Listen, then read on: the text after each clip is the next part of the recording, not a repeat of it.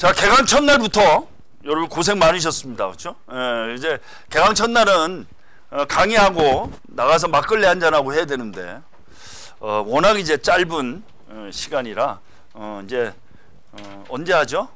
한 번은 해야 되는데 언제 할까요? 12월 31일 날 하면 될까요? 31일? 31일, 1월 1일보다는 31일이 좀 낫겠죠? 아니면 크리스마스 때 해야 되나? 크리스마스 때? 알겠습니다. 하여튼 뭐 크리스마스나 31일 날 한번 하겠습니다. 제가 미리 막걸리 한잔 하는 걸로 하겠습니다. 자, 이제 오늘 이제 첫날 이제 문제풀이입니다. 오늘 이제 하는 문제 제가 이제 총 8주 정도 하면 그렇죠? 11문제. 그렇죠? 11문제 이제 8주 정도 이제 이루어집니다. 그러면 이제 뭐 포캠도 있고 나름 이제 제가 중요한 답안을 제가 올려놓겠습니다. 그래서 이제 마지막에 좀 더 있으면 제가 뭐 일주일에 서술형을 뭐 1교시, 2교시, 3교시 이렇게 올리도록 하겠습니다. 이제 초반에 하는 문제는 여러분들이 특히 오늘 하는 문제는 여러분들이 다른 문제에 계속 써먹어야 되는 문제들 위주로 했습니다. 그래서 오늘 이제 10문제를 푸셨다면 반드시 3문제를 집에 가셔서 풀어보셔야 된다라는 겁니다. 그리고 오늘 푸신 거는 이제는 앞으로 여러분들이 이제 실전 때 하신 거는 집에 놓고 다니시면 안 됩니다. 가지고 다니셔야 됩니다. 오늘 이제 푼 거, 그 다음에 또 집에 가서 3문제 마저 한 거는 가지고 다니셔야 됩니다. 왜? 다음 시험 때, 다음 실전반 때 이걸 가지고 적용을 해보시는 겁니다. 적용을. 그래서 그게 이제 효과적이다라는 겁니다. 또 이제 답안 이제 푸는 거 위주로 하겠습니다. 이제 오늘 이제 항상 제가 이거 하면은 이제 자료에 따라서 자꾸 시간이 오버되는 경우가 있습니다. 자, 이제 제가 이런 얘기도 말씀을 드렸습니다. 우리가 단답형의 13문제에서 이제 10문제를 선택합니다. 그렇죠? 이렇게 13문제 중에. 그러면 의외로 여러분들이 잘 아셔야 될 게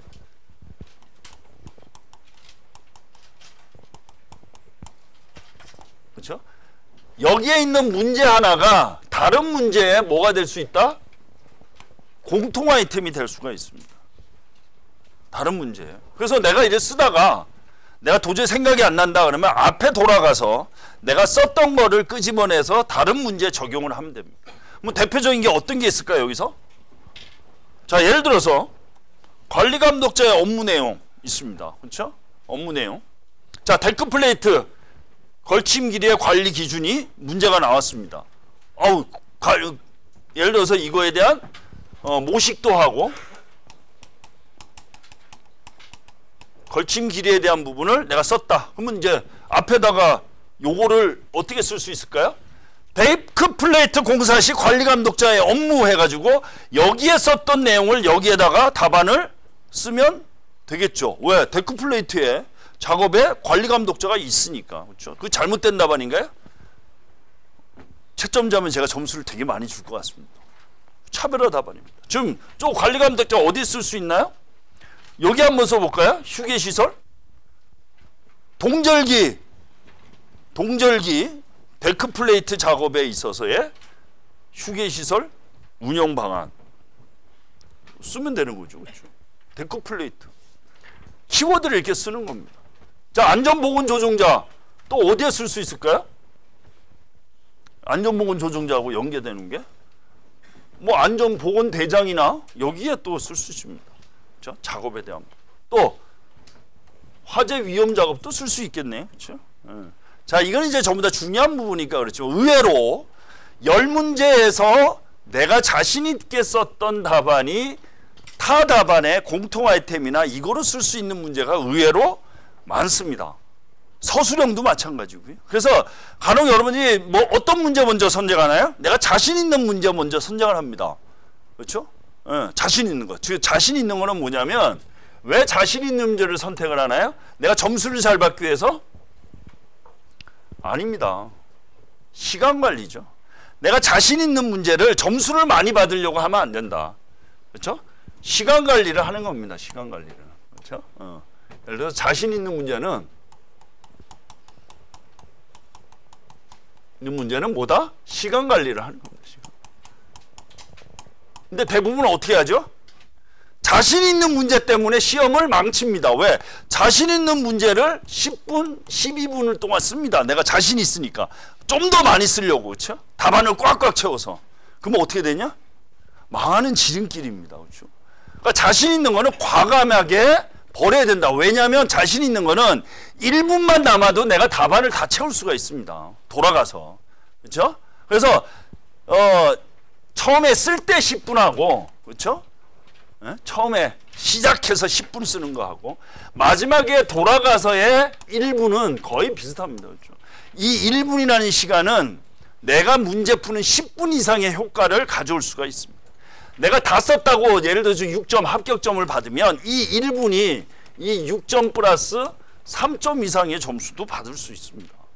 그렇죠? 그러면 예를 들어서 18점 맞을 걸, 그렇죠? 돌아와서 쓰면 플러스 20점 이상을 받을 수 있다는 얘기입니다. 이 1분 때문에. 그만큼 중요합니다. 그래서 빨리 넘어가서 시간 관리가 안 된다고 하시는 분들이 많죠. 그건 빨리 넘어가서 그 다음 올라가면 됩니다. 근데 시간 관리가 안 되는 거 뭐 때문에, 물어본 것 때문에 안 되나요? 아닙니다. 그렇죠? 다른 것 때문에 시간 관리가 안 된다. 그래서 그런 거가 오히려 되게 중요하다. 그러니까 자신 있는 문제는 시간 관리를 해야 된다. 그래서 가장 먼저 쓰는 겁니다. 가장 자신 있는 게. 그래서 그게 1번, 2번 한 3문제인데 풀면 그 다음은 내가 머리가 이제 회전이 돼서, 그렇죠? 그 다음부터는 자연스럽게 가져간다. 그리고 자신 없는 문제는 이러한 시간 관리를 통한 시간에 좀 더 집중을 할 수가 있다는 얘기입니다. 그래서 자신 있는 문제를 잘 쓰려고 할 게 아니라 시간 관리에 활용하는 게 어떻게 보면 가장 중요한 부분이다. 그렇죠? 중요한 부분이다. 그래서 여백이 좋습니다. 여백을 남겨두는 게. 자, 여기 있는 문제는 워낙 이제 중요하다고 말씀을 드렸습니다. 그렇죠? 그래서 한번 문제를 한번 보고 다른 분 답안을 어떻게 이제 구성이 됐는지를 좀 더 한번 살펴보는 시간을 갖도록 하겠습니다. 자, 밀폐공간입니다. 밀폐공간은 워낙 중요합니다. 그렇죠? 정의, 작업 프로그램. 그러면 이제 정의는 1번에 정의 쓸 수도 있어요. 그렇죠? 또 1번에 개요 쓰고 정의 쓸 수도 있습니다. 어떻게 쓰느냐에 따라 다릅니다. 자, 작업 프로그램 또 대제목 하나 잡습니다. 그렇죠? 대제목이 2개입니다. 이제 물어보는 거는 썼다고 보고요. 그럼 나머지는 뭐 쓸 거냐에 대한 밀폐 공간 나오면 뭐죠? 밀폐 공간에 종류, 장소가 나와야 됩니다. 그럼 어떤 장소가 나와야 되죠? 여러분들이 지금 현재 시점에 양생이 나와야 되죠. 겨울철 어떤 양생? 콘크리트 양생. 그렇죠? 콘크리트 양생 작업에서의 어디서 동절기. 그렇죠? 그러면 양생에 대한 문제가 나오려면 동절기 콘크리트 양생이 언급이 돼야 된다라는 겁니다. 어제 가장 기본적인 걸 얘기합니다. 물론 여러분들이 동절기 아니면 여러분들이 밀폐 공간 다른 작업에서의 부분을 쓸 수도 있습니다. 그렇지만 지금 현재 동절기에 대한 지식제에 대한 부분이 언급이 된다. 그죠? 그러면 이런 키워드가 나와야 된다. 그러면 이제 밀폐 공간 작업하면 밀폐 공간 작업 시에 재위험 요인. 그러니까 재위험 요인은 뭐죠? 재유형 플러스 원인입니다. 이러한 키워드가 중요하게 작용이 된다라는 겁니다. 그래서 이런 키워드가 여러분이 어디에 반영이 돼 있는지 플러스 이제 현장이죠, 현장. 콘크리트 양생, 동절기, 지식제 뭐 이런 부분들이 연관성 있게 답안을 써주시면 된다. 그래서 밀폐 공간 시 안전작업 절차 있습니다. 그래서 여기 보면 우리 산업안전보건 규칙에 해당되는 내용들이 있다라는 겁니다. 사전조사, 교육을 하고 작업 전 산소농도 측정을 하고 그 다음에 기본적으로 사전작업 허가라든지 이런 부분을 통해서 환기, 그 다음에 점검, 마지막에 철수했을 때 인원 점검이 나옵니다. 또 플러스 뭘 써줘야 되나? 이런 거와 관련된 스마트 안전이 나와야 된다. 보호구, 안전, 장비. 그렇죠? 밀폐 공간은. 그래서 밀폐 공간 들어갔을 때 인원 확인이라든지 위치 추적이라든지 이거와 관련된 개인 보호구에 대한 스마트 안전이 연결돼서 답안에 나올 수 있다라는 거죠. 이렇게 연결이 됩니다. 그러면 또 스마트 안전하면 머릿속에 이제 뭐 떠올라야 돼요? 이거하고 상관없는 문제? 연결도 됩니다. 뭐가 떠오르죠? 산업안전보건관리비. 법이 개정이 됐죠. 어떻게 개정됐죠? 20%에서 40%로 확대됐다. 그렇죠? 그래서 이러한 흐름을 여러분들이 항상 머릿속에 가져가자. 그래서 외우지 않더라도 그렇죠? 이렇게 흐름을 가져가면 된다. 그래서 밀폐공간 나오면 어떤 키워드 나온다? 기본적으로 지금 동절기니까 그냥 콘크리트 양생을 쓰자. 근데 간혹 이렇습니다. 다른 사람 다 양생을 쓸 거니까 난 다른 거 써야지. 그러면 어떻게 되죠? 다른 사람은 할게 근데 나만 떨어지겠다는 얘기나 똑같습니다. 그러니까 간혹 이렇습니다. 다른 사람들 다 보니까 다 잘 쓸 것 같아. 그래서 나는 다른 사람이 안 쓰는 걸 골랐습니다. 어떻게 되죠? 다른 사람 다 합격하고 나는 저랑 계속 이제 만나기 위해서 준비 작업을 하시는군요. 이거 안 되죠. 예? 앞에 분이 그러시네? 예, 그러니까 계속 보자고 저랑. 자, 이렇습니다. 그렇죠? 예, 이렇습니다. 그래서 이러한 키워드들이 답안에 나와 있느냐 문제. 마지막에 스마트 안전이죠. 그러면 제 강의 들으신 분들은 다 이렇게 이제 씁니다. 그렇죠? 근데 너무 똑같이 쓰는 건 아니고 뭐 그림도 그리고 뭐 이렇게 됐습니다. 그래서 이런 키워드들이 반영이 돼야 된다. 답안에. 그렇죠? 그래서 스마트 안전까지. 그래서 스마트 안전 해가지고 산업안전보건관리비, 즉 밀폐공간에서의 산업안전보건관리비에 적용해가지고 스마트 안전 장비에 대한 혁대. 이것도 하나의 답안이 될 수도 있죠. 차별화, 그렇죠? 갑자기 밀폐공간에서 산업안전보건관리비가 나오니까. 그래서 스마트 안전 장비까지 연결이 된다. 그 다음에 여기 뭐가 나왔죠? 관리감독자가 나왔습니다. 자, 밑에 문제에 뭐였죠? 관리감독자가 있습니다. 그렇죠? 그래서 이 관리감독자는 되게 중요합니다. 실제 문제도 많이 나왔고 올해도 문제가 나왔죠. 문제가 나왔습니다. 그래서 관리감독자는 하나의 중요 키워드로 여러분들이 다루어야 된다라는 겁니다. 그 다음에 관리감독자가 나오면 또 뭐 나오죠? 교육이 나오죠. 교육. 그렇죠? 그러면 오늘 지금 이 밀폐공간 하나로 여러분들이 다른 문제에 쓸 수 있는 아이템이 훨씬 더 많다라는 겁니다. 그러면 반대로 관리감독자가 나오면 여러분들이 뭘 쓸 수 있나요? 밀폐공간에서의 관리감독자에 대한 업무를 써주면 되는 거죠. 자, 그리고 또 스마트 장비, 그렇죠? 산업안전보건관리비가 문제가 나왔습니다. 그럼 어떻게 반대로 쓸 수 있죠?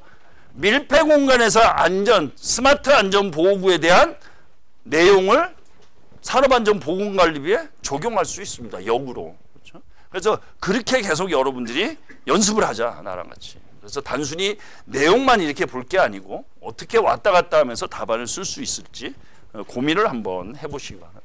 그것도 연습이 필요한 겁니다. 그렇죠? 그래서 이러한 내용들이 있다. 한번 보시면 되고요. 작업 프로그램 밀폐공간의 종류, 여기 갈탄, 목탄을 이용한 양생장소가 밀폐공간 종류에 태어난다. 물론 이제 터널도 있고요. 그렇죠? 터널 뭐 이러한 부분들을 여러분들이 밀폐공간으로 작업을 써주면 되겠다. 그럼 어떻게 썼나 한번 볼까요? 짧게. 자, 밀폐공간에서 작업 유형이 있고요. 프로그램 물어본 거니까. 그렇죠? 정의 썼고요. 그다음 뭘 썼죠? 작업 시 안전보건 관리 사항.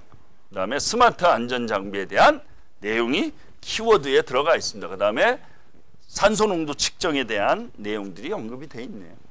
그다음에 유해가스 농도 측정에 대한 부분. 이거는 왜 제가 했을까요? 자, 이 부분들이 연계가 된다라는 얘기죠. 여기 보면 스마트 안전의 안전 확보 사례, 스마트 안전의 확보 사례. 왜 똑같죠? 그러니까 이거 하나를 만들어 놓으면서 딴 문제에 연계해서 답안을 쓸 수가 있다는 얘기입니다. 그러면 이 두 문제가 나왔을 때, 그렇죠? 배제목만 바꾸고 똑같이 써도 전혀 문제가 없습니다. 그렇죠? 그래서 그러한 부분이 서로 연계돼서 문제 답안을 쓸 수 있다라는 걸 말씀을 드린 겁니다. 그래서 너무 한 문제, 나는 이제 이걸 외웠어. 그래서 이것만 쓸 게 아니고 내가 이걸 외웠으면 다른 답안에 이렇게 쓸 수 있다. 제가 얘기했죠. 산업안전보건관리비 나오면 이거 쓸 수 있죠. 이것 때문에. 그렇죠? 그래서 그렇게 어떻게 답안을 쓸 건지를 여러분들은 고민을 하셔야 됩니다. 그렇죠? 또 볼까요? 여기 이제 뭐 프로그램 나왔고요. 단계별 안전관리 대책, 작업 전, 중, 후. 그렇죠? 역시 스마트 안전 장비가 나왔습니다. 그렇죠? 여기는 또 뭐죠? 여기도 이제 산소 농도 측정입니다. 똑같이. 어떻게 썼나 볼까요? 소규모 건설 현장 지식 제휴하는 원컬 서비스, 밀폐 공간 작업 시 안전 보건 확보. 그래서 밀폐 공간에 대한 부분이 여기에 언급이 되고 있습니다. 그렇죠? 그래서 답안에 이렇게 활용에 대한 부분이 되게 중요하다라는 겁니다. 한 문제만 볼 게 아니고. 자, 화재 위험 작업 시 준수사항. 이것도 이제 워낙 기출 문제로 많이 나오는 문제입니다. 특히 이제 화재는 동절기 때 나오는데 이제는 동절기하고 상관없이 문제가 출제가 되고 있습니다. 그렇죠? 그러면 이제 뭐 물론 이제 처음 들으시는 분도 있고, 여러분들 이제 화재 이 문제가 나오면 여러분들 이제 머릿속에 여러 가지 키워드들이 생각납니다. 어떤 키워드들이 생각날 거냐? 자, 이제 화재 작업식 이제 건설 현장이 있습니다. 어떤 현장을 적용할 거냐? 그렇죠? 화재 위험 작업식 준수사항. 현장 내용을 썼는데 어떤 현장? 여러분이 이제 어떤 현장을 써야 됩니까? 저랑 얘기했을 때 단열재 시공 현장. 왜 단열재 시공 현장을 선택을 하나요?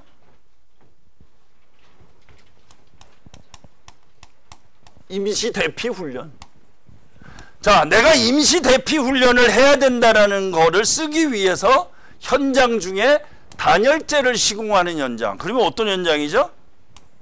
뭐 물류센터.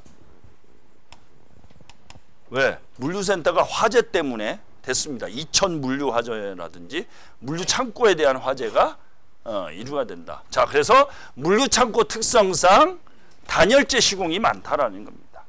자, 단열재 시공은 그거와 관련된 화재에 대한 위험성이 많다. 그렇죠? 그래서 이렇게 연결이 갈 수 있다. 그래서 이 화재 위험 작업에 대한 현장, 그러니까 물류 작업, 즉 물류센터의 화재 위험 작업 시에 임시 대피 훈련을 해야 됩니다. 언제? 월 1회 이상. 왜? 단열재 시공 시에 월 1회 이상의 임시 대피 훈련을 하게끔 규정이 돼 있습니다. 그렇죠? 그래서 그 규정을 답안에 써줘야 된다는 얘기입니다. 그렇죠? 그래서 그러한 내용, 물론 이제 위험 작업 시 준수사항이 뭐죠? 이 법 개정 법사항으로 공정에 이게 있습니다. 그렇죠? 이거는 물어본 거니까 이제 쓰는 거고, 이 외적으로 이러한 키워드들이 답안에 들어간다라는 겁니다. 그렇죠? 그래서 답안을 내가 어떻게 꾸밀까, 어떤 키워드를 넣을 건지 그런 키워드들이 들어간다. 그럼 화재 나오면 이거 플러스 또 뭐 있죠? 화재 감시자. 그렇죠? 이런 부분이 있다. 그러면 또 이제 어떤 것도 써주면 되죠? 화재 그러면 용접용단. 그게 전부 다 철골 작업이나 이런 거와 다 연계가 됩니다. 철골. 그렇죠? 그래서 이런 키워드를 연계해서 여러분이 답안을 써줘야 된다라는 겁니다. 그렇죠? 그래서 그러한 내용들이 여기에 이제 반영이 돼 있다라는 겁니다. 그렇죠? 화재 감시자, 불꽃, 그렇죠? 그 다음에 이제 옆에 보면 화재 안전 대책에 뭐가 나오죠? 화재에 대한 단열재 시공 시점부터는 임시 대피 훈련을 해야 된다라고 명시가 되어 있습니다. 그래서 이러한 부분들이 답안에 나온다라는 겁니다. 그렇죠? 그 다음에 공정 동시 작업 금지, 그렇죠? 위재 위험이 높은 동시 작업 금지. 어디?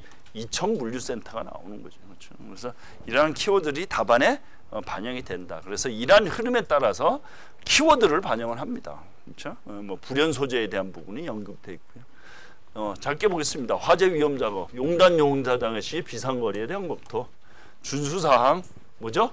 화재 감시자 배치를 통한 재해 예방 사례에서 이제 화재 감시자를 언급을 했습니다. 자, 여기는 메커니즘 준수사항, 화재 감시자 배치 기준 및 법 정책 방향, 임시 소방 시설, 그렇죠? 임시 소방 시설도 법이 개정이 돼서 임시 소방 시설에 대한 게 추가가 됐습니다. 그렇죠? 그래서 이러한 부분들이 중요하게 다뤄진다. 여기 뭐가 나오죠? 단열재가 나오네요. 그렇죠? 여긴 단열재가 없나요? 없네요. 그렇죠? 단열재를 써줘야 되겠다라는 겁니다. 화재 감시자에 대한 부분이 역시 나옵니다. 자, 그 다음 이제 여기에 이제 뭐 여러 가지 임시 소방 시설, 그 다음에 용접에 대한 불티, 그 다음에 화재 안전 기준, 이게 이제 임시 소방 시설이죠. 그래서 이런 키워드들이 답안에 나와야 된다. 그래서 화재 위험 작업에 대한 준수 사항이 바로 이러한 것과 연계돼서 여러분들이 답안에 써줘야 된다라는 겁니다. 그래서 제가 이제 가급적이면 답안을 그와 연계된 답안들을 제가 많이 뿌려놓겠습니다. 앞으로. 그러니까 그렇게 연계돼서 여러분들이 답안을 써주자라는 겁니다. 그러면 이제 화제에 대한 어떤 문제가 나와도 여러분들이 써야 될 부분들은 이제 다 나와 있습니다. 이것만 써주면 어떻게 된다? 고득점을 받습니다. 고득점. 검증이 된 겁니다. 검증이. 그래서 나중에 이제 화제만 여러분들 획득한 점수가 얼마나 높은지 제가 쭉 한번 말씀을 한번 드리겠습니다.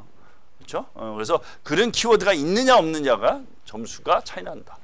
자, 안전보건대장의 종류 및 작성 항목입니다. 자, 지난번에 안전보건대장이 출제가 됐습니다. 이건 또 뭐죠? 이게 역시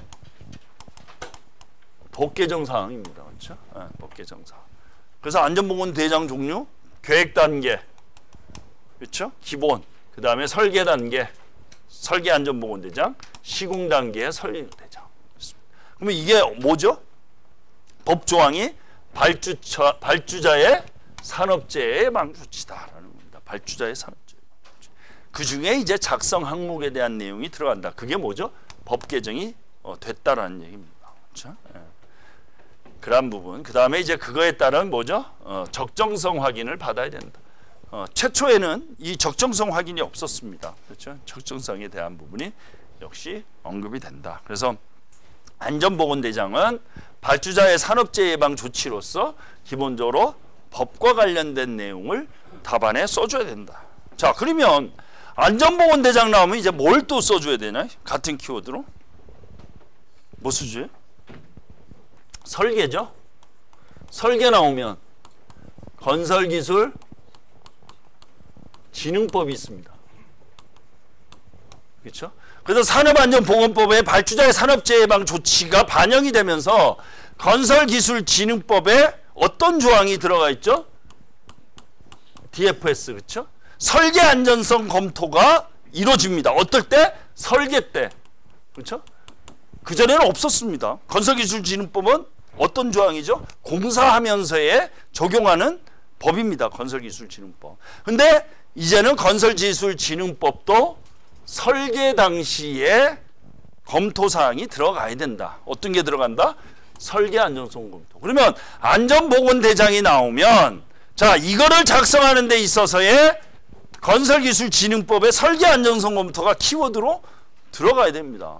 자, 산업안전보건법에는 안전보건대장의 설계 안전성 검토를 해야 설계 안전보건대장을 작성을 해야 되는데 건설기술진흥법에는 설계 안전성 검토를 해야 된다는 게 들어가야 되는 거죠. 키워드로. 그렇죠? 물어보나 안 물어보나. 그러면 여러분들이 안전보건대장만 1페이지를 다 쓴다고 그러면 점수를 주겠나요? 주죠. 기본 점수는 줍니다. 그 다음에 이런 것들이 들어감으로 인해서 플러스 알파 점수다. 이게 18점이 몇 점 된다? 20점 이상이 될 수가 있습니다. 그러면 여러분 설계 안전성 검토를 내용을 쓰라는 얘기입니까? 아닙니다. 그냥 DFS 설계 안전성 검토 키워드만 넣어도 충분히 점수를 받을 수 있다라는 겁니다. 그렇죠? 그래서 다른 분들은 안전성 검토에 대한 안전보건대장만 열심히 쓰는데 여러분들은 이제 이러한 것과 연계해서 답안을 써주자. 이게 포괄적으로 생각을 해주셔야 됩니다. 그렇죠? 자, 그러한 내용이 여기 있습니다. 법 개정 사항에 대한 부분이 이제 역시 언급이 되어 있다. 1월 1일부터 되어 있습니다. 그래서 안전보건대장의 종류 되어 있습니다. 그래서 이거는 이제 법 개정 전입니다. 내용은 이제 좀 차이가 날 겁니다. 어디 볼까요? 발주자의 역할. 이게 이제 산업재해 예방 조치가 안전보건대장에 대한 문제하고 동일합니다. 발주자의 얘기, 그 다음에 계획, 설계, 시공해서 이제 돼 있고요. 그 다음에 위험성 평가, 컨설팅, 그 다음에 뭐죠? 중대재해 로드맵해서 이제 언급이 돼 있습니다. 공사 단계별 그렇죠? 돼 있고 재해방 조치 돼 있습니다. 개선 과제. 그래서 뭐가 나왔죠? 산업안전법의 안전보건대장과 건설기술진흥법의 설계안전성 검토에 대한 관리가 필요하다. 그렇죠? 돼 있습니다. 포함사항 적정성 검토. 또 뭐죠? 설계안전보건대장의 실효성 강화를 위한다. 그래서 뭐가 들어가 있죠? 산업안전보건법과 건설기술진흥법의 설계안전성 검토가 답안에 들어가 있습니다. 이렇게 돼 있다. 그래서 어떻게 키워드를 가져갈 건지 오늘 머릿속에 이제 가져가다. 그러면 여러분 이제 뭘 해야 되죠? 안전보건대장 나오면 이거 외워야 돼. 내용이 뭐고 이게 아니죠. 그러면 안전보건대장 나오면 뭘 생각을 한다? 산업안전보건법이 아니라 건설기술진흥법의 설계 안전성 검토가 머릿속에 떠올라야 됩니다. 근데 대부분은 어떻게 하려고 그러죠? 안전보건대장에 작성하면 잘 모르겠는데 이거를 외워야 되겠다. 이거부터 먼저 생각을 한다는 얘기죠. 그렇죠? 그러면 어떻게 되죠? 까먹으면 답안을 못 씁니다. 지금부터 시험장에 가서 기억을 하면 좋은데 나올지 안 나올지도 모르는데 그렇죠? 기억이 될까요? 어렵다는 얘기죠. 그래서 그러한 키워드를 머릿속에 가져가잖아요. 대제목만 잘 잡아도 되죠. 그렇죠? 대제목만. 그래서 건설기술진흥법과 연계한 답안이 필요하다. 자, 사전작업 허가제입니다. 자, 사전작업 허가제는 뭐죠? 여러분들이 작업 전에 허가를 받고 하는 겁니다. 어떤 공정? 위험 공정. 그러면 오늘 이제 좀 전에 한 게 어떤 공정이 있을까요? 화재. 그렇죠? 화재 나옵니다. 뭐 화재와 연계돼서 답안을 써주면 되죠. 앞에서 화재에 대한 문제를 풀었기 때문에 그죠? 사전작업. 그러면 사전작업 허가제와 연계된 키워드가 뭐가 있는지 되는 겁니다. 자, 사전작업 허가제와 연계된 물론 위험 공정에 대한 부분, 사전작업 허가제를 해야 될 현장을 뭘 쓴 거냐? 그러니까 앞에 이제 우리 화재를 공부했으니까 화재. 그 다음에 사전작업 문제는 뭐죠? 위험성 평가도 하나의 방법이다라는 겁니다. 그렇죠? 위험성. 그 다음에 또 이거와 관련된 키워드가 뭐죠? 홀드 포인트. 그렇죠?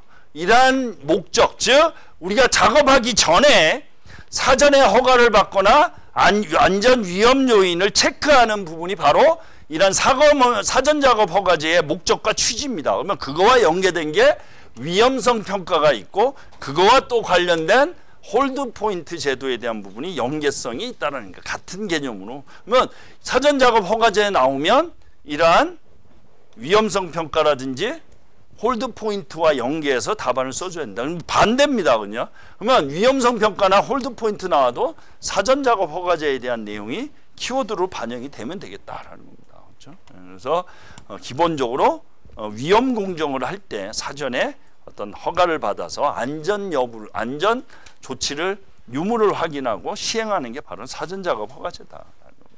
거기 보면 이제 어떻게 앞에서 밀폐 공간 했죠, 화기했죠. 그 다음에 구착 작업 이외에 위험 공정에 대해서는 사전작업 허가제를 도입을 하면 되는 겁니다. 그래서 어떤 공정일 때 내가 할 건지 현장과 관련된 부분이 나와야 된다라는 거죠. 한번 보시게 되겠습니다. 그 다음에 홀드 포인트에 대한 내용이 역시 나와 있습니다. 그래서 홀드 포인트는 아직 출제가 안 됐습니다. 그렇죠? 홀드 포인트 한번 보시면 되고, 즉 위험 요인 전에 확인을 받고 그 다음에 작업을 진행하는 부분이다라는 게 바로 이제 홀드 포인트에 대한 내용이라고 보시면 되겠습니다. 홀드 포인트.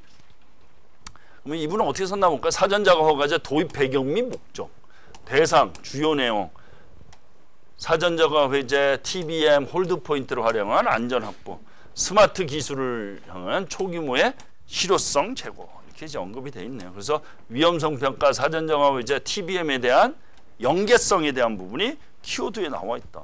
그렇죠? 여기도 마찬가지고요. 그렇죠? 니어미스 예방, 절차, 내용. 그래서 어떤 키워드가 답안에 반영되어 있는지 여러분들이 항상 머릿속에 가져가자라는 거예요. 그렇죠? 8D, ADBIM입니다. 이게 이제 지난번에 토목시공에서 문제 나왔다. 그렇죠? 근데 이걸 여러분들이 이거는 문제가 안 나오더라도 중요하다. 왜 그렇죠? 우리가 처음에 BIM 나올 때 2D에서 3D 나왔습니다. 그렇죠? 3D. 그렇죠? 그래서 BIM에 대한 활용을 했다. 근데 이제는 8D입니다. 그렇죠? 왜 그러죠? 안전이 들어가 있다는 거예요. 안전 관리가. 그렇죠? 그러면 지금 이 BIM에 대한 부분은 뭘 목적으로 만들었다는 얘기죠? 안전관리를 목적으로 만들었습니다. 그런데 어디에 문제가 나왔죠? 토목시공이 나왔습니다. 항상 안전은 뒤처집니다. 토목시공 나오면 그 다음에 안전이 나올 가능성이 있다. 그런데 이건 중요한 건 뭐죠? 안전이 나와 있습니다. 안전.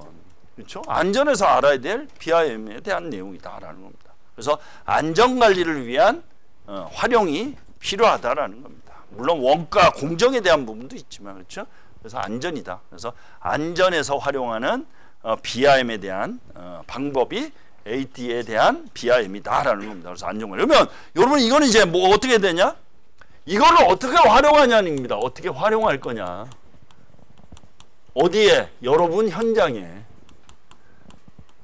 여러분이 설사 활용을 안 했다 하더라도 우리 현장에 이걸 쓰고 있다라고 지금 답안을 써주시면 됩니다. 그렇죠? 어떤 현장? 지금 이거는 이제 뭐 초고층 현장, 고층 건축물의 또 교량 작업에서의 활용, 그렇죠? 이러한 부분이 활용을 했다라고 합니다. 그래서 뭘 했다? 안전 관리를 했다라고 써주는 거죠. 안전 관리, 그렇죠? 그래서 그렇게 써준다. 물론 여기에 보면 이제 여러 단계가 있습니다. 한번 보시면 되고요. 그러니까 이거 같은 경우는 이제 현장에 어떻게 적용이 돼 있는지가 중요하다. 그래서 현장, 교량 현장, 또 초고층 현장, 뭐 도심지 굴착 현장 이런 부분에 이 AT의 BIM을 통해서 안전 관리를 했다. 그래서 양중시 뭐 크레인에 대한 재원에 대한 부분이라든지 간섭 구조물에 대한 BIM을 활용을 했다든지 이런 걸로 연계해서 여러분들이 답안을 쓸 수 있다. 그다음에 발전 방향, 과제 결국은 뭐죠? 스마트 건설 안전이 필요하다라는 겁니다. 그렇죠? 그걸 바탕으로 쓴다라는 거. 그래서 보시면 이제 뭐 건축물, 뭐 3D부터 AT까지 이제 포함됐다. 그래서 AT가 중요한 게 안전 분야가 반영이 됐다라는 겁니다. 근데 그 전에는 안전이 반영이 안 됐죠. 매일 원가, 공정 이거에 대한 얘기만 나왔었다. 이제는 안전이 중요하게 다뤄지고 있다. 그래서 여기는 이제 모 건설연사에서 AT에 대한 BIM, AT BIM에 대해서 적용을 했다라는 게 나옵니다. 그래서 BIM에 대한 부분이 이제 언급이 되고 있고요. 그 다음에 BIM에 대한 BIM LOD 그래가지고 그렇죠. 설계부터 유지관리 단계까지의 BIM을 활용하는 부분들이 언급이 되고 있습니다. 그렇죠. 설계, 시공, 유지관리에 대한 스마트 건설 부분이 이제 언급이 되고 있고요. 그래서 BIM LOD도 예전에 이제 건축에서 이제 출제가 됐습니다. BIM LOD 100부터 500까지. 그래서 마지막 준공 모델까지 이제 언급이 되고 있습니다. 그래서 이제 BIM에 대한 배경, 건설 현장의 안전관리 방향, 도심지 타워 크레인의 영향 검토해서 현장과 관련된 내용이 언급이 돼 있다라는 겁니다. 여기도 마찬가지죠. BIM을 적용한 현장 내용이 언급이 돼 있습니다. 발전 방향, 그렇죠? 개선에 대한 제언 사항 이렇게 언급이 돼 있다. 그렇죠? 도입 목적 및 기대 효과. 왜? 안전이니까. 그렇죠? 자기 규율 예방 체계 뭐 이렇게 나와 있는 거죠. 그래서 이건 이제 여러분들 쓰신 답안입니다. 그렇죠? 그래서 이 BIM을 활용해서 현장과 관련된 내용이 있죠. 여기는 타워 크레인, 여기는 뭐죠? 콘크리트 타설에 대한 장비 재원을 확보하기 위한 내용이 이제 언급이 되어 있습니다. 자, 그 다음에 이제 발생 공표 대상, 이건 이제 예전에 문제가 한번 나왔습니다. 이제 최근에 이제 우리 지방자치단체의 책무라든지 이런 부분에 있어서 기본적으로 언급이 되고 있습니다. 그래서 이제 뭐 재율이나 이런 부분들이 공표된다. 그래서 그거에 대한 대상이 있다라는 겁니다. 그래서 기본적으로 사과망 사고 만인율이 높거나 은폐를 한 사업장이거나 이러한 부분들이 바로 이러한 공표 대상 사업장이다라는 거 여러분들이 하시면 됩니다. 언제 나왔죠? 123회에 출제가 됐습니다. 그렇죠? 한동안 출제가 안 됐습니다. 그래서 최근에 지자체나 여기에 있어서의 지금 재율이나 이런 게 이제 공표를 하게끔 돼 있습니다. 그래서 그거와 관련된 내용들이 언급이 되겠다랍니다. 그러면 이제 이 목적이 뭐죠? 중대재해 감축 로드맵입니다. 즉 중대재해를 감축하기 위한 하나의 이론입니다. 그래서 이런 공포를 함으로써 의식 개선이나 경영자의 책임에 대한 부분이 언급이 된다. 그래서 지금은 이제 중대재해처벌법이나 그렇죠? 중대재해 감축 로드맵에 대한 부분이 있다. 그래서 경영자의 책임에 대한 부분이 언급이 될 수가 있다라는 겁니다. 그래서 이런 부분을 여러분들이 보시면 되겠다. 배경 및 목적, 그렇죠? 그래서 사고 사망 만인율, 안전 시스템에 대한 부분, 중대재해 감축 로드맵에 대한 활성화에 대한 부분까지 연결이 된다. 여기도 마찬가지죠. 중대재해 감축 로드맵이 답안에 나온다라는 겁니다. 그래서 이러한 취지나 목적이 이렇다라는 겁니다. 그다음에 설계 안정성 검토입니다. 그렇죠? 그러면 오늘 또 앞에 했습니다. 뭐가 했을 때 했죠? 안전보건대장. 자, 산업안전보건법의 설계, 발주자의 산업재해 예방 조치가 안전보건대장입니다. 그는 건설기술진흥법의 발주자의 의무사항이 뭐다? 설계 안전성 검토입니다. 이제 거꾸로죠, 그렇죠? 설계 안전성 검토가 나왔으니까. 그래서 설계 안전성 검토 대상. 자, 이 대상은 뭐하고 동일하다? 한 가지만 빼고, 그죠? 요게 뭐냐면 장비에 대한 부분입니다. 장비, 굴착 장비, 항탁이라든지 이거와 요거만 제외된 안전관리, 그렇죠? 안전관리 대상, 즉 안전관리 계획서 대상이 바로 설계 안전성 검토 대상입니다. 단 여기 이제 나와 있는 5호 과목은 항타기, 항발기라든지 요거에 대한 내용만 빠져 있습니다. 그렇죠? 이게 바로 설계 안전성 검토 대상이 안전관리 계획서 대상하고 일치하다. 단 장비에 대한 것만 제외가 됐다라는 겁니다. 그렇죠? 그러면 이제 설계 안전성 검토의 절차, 그렇죠? 또 그거와 관련된 산업안전보건법의 설계안전보건 대장에 대한 부분이 이제 키워드로 나올 수 있다라는 겁니다. 이제 그런 부분, 나름의 절차에 대한 기준이나 이런 것들이 언급이 되고 있습니다. 한번 볼까요? 어떻게 돼 있나? 목적, 대상 공사, 절차, 위험성 평가 플로우, 그다음에 뭐죠? 설계자, 발주자, 포인트 이렇게 이제 언급이 돼 있네요. 그래서 여기는 이제 안 나왔네요. 이분은 그렇죠? 여기는 이제 기본적으로 건설기술진흥법이다. 절차, 그렇죠? 안전관리사 수립 대상 중에 필요하다. 관리 주체의 확인 사항, 위험 저감에 따른 안전관리에 대한 부분이 언급이 돼 있고요. 설계 안전 검토, 안전관리 계획서, 그렇죠? 안전 보건 대장에 대한 부분이 이제 언급이 됐다. 자, 이 키워드는 안전보건 대장에도 똑같이 썼던 겁니다. 그렇죠? 이분은 그렇죠?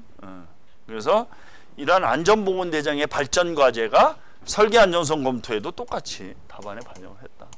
보시면 되겠고요. 자, 안전보건 조정자의 업무. 안전보건 조정자는 오늘 이제 법개정사항이라고 말씀을 드렸습니다. 그래서 산업안전기사, 산업안전 부분, 그렇죠. 산업안전기사에 대한 부분이 반영이 됐다라는 겁니다. 그 전에는 뭐였죠? 건설안전기술사라든지 건설안전기사에 해당되는 부분이었다. 근데 이제 건설 직종에 이제 경력을 가진 분이 산업안전보건조정자의 업무를 역할을 할 수가 있다라는 게 이제 바로 이제 언급이 됐고요. 자, 안전보건조정자 나오면 무슨 키워드가 나오죠? 물론 정의 2개 이상에 대한 부분이죠. 도급공사입니다. 그렇죠? 도급공사에서의 기본적으로 2개 이상 도급공사가 발생했을 때 안전보건 대장에 안전보건 조정자에 대한 업무 배치가 된다. 그러면 안전보건 조정자의 배치 기준, 그다음에 뭐 자격, 업무, 그렇죠? 그래서 어떤 현장, 그렇죠? 여러분이 하고 있는 2개 현장이 어떤 거다.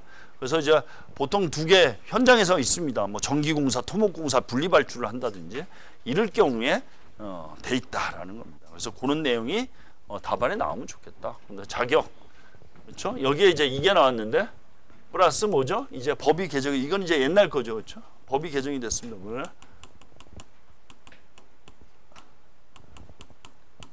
그렇죠? 산업안전기사 경력 5년 내지는 7년 경력에 해당되는 부분도 뭐다? 안전보건대장, 안전보건관리자의 안전보건조정자의 대상에 포함이 된다라는 겁니다. 그래서 그게 뭐다? 법 개정 사항이다라는 겁니다. 그래서 역할, 활용 방안, 마지막에 실효성 강화를 위한 개선 과제. 그래서 안전보건대장은 책임감리원이 앞에서 책임감리원인데 책임을 질 수 있는 그 용어로 바뀌었죠. 어떠죠? 그냥 겸직으로 합니다. 겸직으로. 근데 수당이 뭐다? 수당이 없다. 그래서 수당 주고 일 시켜라 이겁니다. 그렇죠? 그래서 수당을 줘야 된다. 그래서 보통 보면 이제 현장에서는 그냥 지정을 합니다. 별도 주는 경우는 극히 드물다. 극히 드물다. 그렇죠? 2개 합니다. 그래서 시기적인 문제나 이런 것 때문에 사실 2개가 좀 한계성이 있습니다. 이렇게 돼 있다. 이것도 한번 이제 보시면 되고요. 그 다음에 이제 시설물 중대한 결함 시의 조치 사항입니다. 이건 이제 워낙 이제 중요한 겁니다. 이 대제목 자체가. 자, 우리가 시설물 안전법이 있습니다. 그래서 구조물에 대한 결함이 발생이 됐을 때 어떻다? 시설물 중대한 결함 시 관리 주체가 조치해야 될 사항이 있습니다. 그래서 긴급 점검부터 점검에 대한 내용이 있죠. 그러면 최근 내에 어떤 문제가 있었습니까? 지하 주차장이 기둥이 파괴되는 그렇죠? 오래된 부분이 있었습니다. 그렇죠? 그런 부분이 바로 시설물에 대한 중대 결함이 되는 겁니다. 그렇죠? 그 다음에 또 우리가 균열이나 뭐 이런 부분이 중대 결함이 있습니다. 그렇죠? 그러면 여러분 이런 문제가 나오면 뭐가 필요하다? 어떤 시설물이냐가 중요한 거죠. 그렇죠? 뭐 대표적인 게 교량에 대한 부분이라든지 옹벽에 대한 부분이라든지 이런 부분이 있다. 그래서 여기에 나와 있는 내용들이 중대 결함입니다. 그러면 이 문제들이 나오면 예를 들어 뭐 부등치마도 있고 뭐 파이핑도 있고요. 뭐 균열도 있고 복합열화도 있습니다. 그렇죠? 그러면 이런 문제가 나오면 여러분들은 어떻게 쓰죠? 시설물의 중대한 결함을 끌고 가서 답안을 거꾸로 써줘야 된다라는 겁니다. 그래서 그러한 내용을 여러분들이 여기에 나와 있다. 그래서 관리 주체가 할 사항에 대한 내용은 되게 중요한 부분이다라는 겁니다. 그렇죠? 중대 결함에 대한 언급이 이렇게 돼 있습니다. 그래서 관리 주체가 할 내용, 그래서 보시면 기본적으로 시설물의 안전 점검의 종류, 시설물 안전법, 시설물 안전법, 그렇죠? 그 다음에 이제 특히 시설물 안전법에 3종 시설물이 그렇죠? 법개정 사항으로 언급이 되고 있습니다. 그렇죠? 문제도 계속 출제가 됐었고, 그렇죠? 이제 그러한 키워드가 답안에 방해한다. 종류, 관리체가 조치할 사항, 그 다음에 뭐죠? 중대한 결함 발기 시 안전 확보 방안해서 이제 언급이 되어 있습니다. 자, 2분은 이제 한번 볼까요? 2분 답안은 그렇죠? 130회. 2분도 130. 그죠? 2분도 생각하니까 130이네요. 아, 아닙니다. 2분이 129. 그렇죠? 130. 130 있습니다. 여기 이제 뭐가 나와 있나요? 이제 차이가 키워드가 분단 정자교가 나왔습니다. 그럼 2분 답안은 언제 쓴 거죠? 분당 정자교가 붕괴되고 나서 썼습니다. 그렇죠? 네? 이렇습니다. 그래서 어떤 키워드가 있느냐에 따라서 답안 작성 시기도 알 수가 있습니다. 그렇죠? 여기는 분당 정자교가 다 빠져 있습니다. 있나요, 여기? 없죠. 그렇죠? 그래서 분단 정자교에 대한 부분이 있습니다. 그래서 나름 이제 모식도, 조치 사항, 중대 결함, 그 다음에 중대 결함 관리 주체의 개선 방향 해서 이제 언급이 돼 있네요. 그렇죠? 개선. 그렇죠? 이런 부분이 있다. 자, 이분이 1.5개월 답안입니다. 그렇죠? 뭐 특이한 게 있나요? 글씨 잘 썼네. 그림도 잘 그리고. 그렇죠? 이게 포캠 때 했던 답을 포캠 돼 있습니다. 그렇죠? 자, 이제 이게 시설물 중대한 결함. 그렇죠? 중대 결함 나오면 밑에 뭐가 나오죠? 중대 결함 발견 시 관리 주체 조치 사항이 나오죠. 그렇죠? 시설물 중대 결함 발견 시의 관리 조치 사항. 중대 결함 발견 시의 관리 시 조치 사항이 언급되어 있습니다. 그래서 모식도 뭐 이러한 부분이 연결돼서 답안을 쓸 수 있다. 뭐 참고를 하시면 되겠습니다. 자, 휴게시설 나왔습니다. 그렇죠? 휴게시설. 자, 이제 2022년도 8월 18일 날 그렇죠? 됐는데 지금은 몇 년도죠?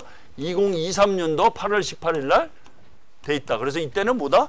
20억 이상 20인 이상의 사업장으로 최종적으로 됐다. 이때 유예됐던 게 올해 이제 확정이 됐습니다. 휴게시설 나오면 이제 어떤 근로자, 그 전에 이제 코로나를 얘기했는데 이제는 고령 근로자, 여성 근로자, 외국인 근로자에 대한 휴게시설의 운영, 또 그 다음에 동절기, 또 이제 하절기도 될 수도 있죠. 하절기. 이러한 부분이 키워드로 나와야 된다. 그래서 휴게시설의 설치 기준에 대한 부분, 그 다음에 동절기의 운영 방안, 또 동절기 고령 근로자에 대한 운영 방안. 자, 그러면 지난번에 이제 문제가 뭐가 출제가 하나만 되고 있죠. 고령 근로자와 연계될 수 있는 거, 뇌심혈관 질환이 출제가 됐습니다. 뇌심혈관 질환.